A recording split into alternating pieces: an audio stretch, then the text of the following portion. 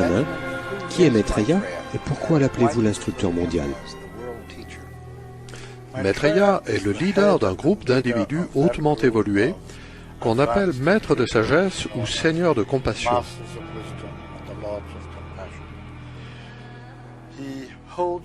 Au sein de ce groupe, il occupe le poste d'instructeur mondial. Telle est donc sa fonction. Chaque ère astrologique a son propre instructeur.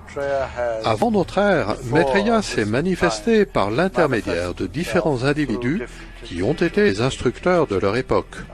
Il s'est manifesté par l'entremise de Krishna, de Shankaracharya et, il y a 2000 ans, par l'entremise de Jésus.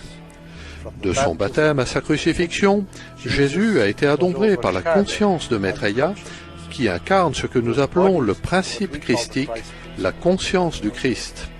Il est si pur, si avancé en évolution, qu'il peut réellement incarner en son être un principe divin, le principe de l'amour, qui est également le principe de la conscience et de l'évolution elle-même. Il est donc le Seigneur de l'amour. Donc ces enseignements spirituels ne sont pas destinés à un groupe particulier. Ils sont destinés à tout le monde, à l'ensemble de l'humanité. Maitreya ne vient pas en tant qu'instructeur religieux, bien que toutes les religions l'attendent sous un nom ou un autre. Les chrétiens l'attendent en tant que Christ. Ils attendent le retour de Jésus-Christ, par l'entremise duquel il s'est manifesté il y a 2000 ans. Les bouddhistes l'attendent sous son nom, Maitreya. Sa venue a été prévue pour notre époque par le Bouddha précédent, Gautama Bouddha, qui a prédit qu'un autre Bouddha comme lui, d'une stature gigantesque et du nom de Maitreya, viendrait aujourd'hui inspirer l'humanité et la guider dans la création d'une civilisation brillante, d'un âge d'or fondé, selon ses propres termes, sur la justice et la vérité. Telle est la tâche de Maitreya dans ce nouvel âge. Les Juifs l'attendent en tant que Messie, les Hindous sous le nom de Krishna, les musulmans en tant qu'Imam Mahdi ou que Messie, selon la branche de l'islam à laquelle ils appartiennent. Il s'agit là de noms différents pour un seul et même individu, celui qui est à la tête de notre hiérarchie spirituelle. And I doubt if it's news to many of you that this is also a highly constructed occult Masonic symbol. You've got here Anuit shaped at Novus Ordo Seclorum. This year begins the New World Order. So when you hear people talking about the New World Order, that's not a new thing. This term has been around for at least a couple, 3 centuries, if not before that. And then you'll notice here, the Roman numerals, 1776. Now everybody thinks, oh, isn't that wonderful? That's when the Declaration of Independence was signed. Yeah, but that wasn't when America was founded. America didn't really officially start as the United States until the Articles of Confederation were signed. And as a result, let's look at something else that began on May 1st, 1776. That's a high satanic holiday called Beltane.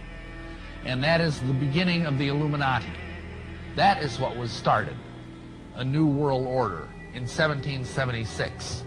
Now, de Maitreya depuis 1977 à Londres, et nous avons justement Olivier Danès, lecteur de Partage International. Bonjour. Bonjour Lucia.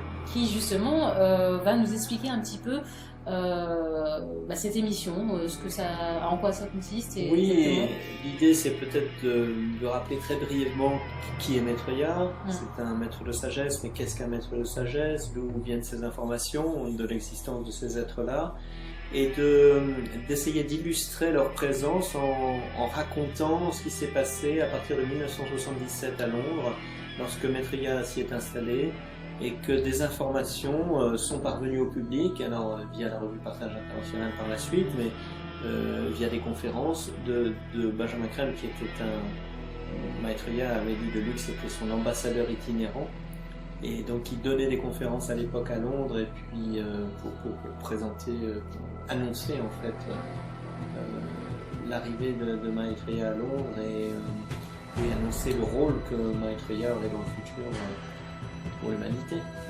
Voilà, donc... He went on to say that when Dajjal is released into the world, he would live on earth for 40 days. One day like a year, one day like a month, one day like a week, and the rest of his days like your days.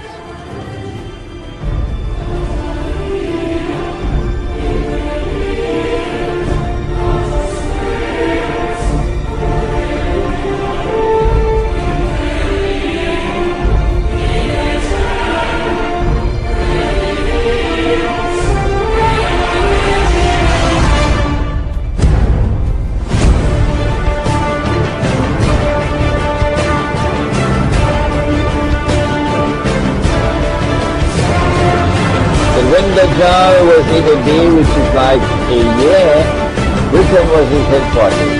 When Britain was the ruling state in the world and the ruling pound was the international currency.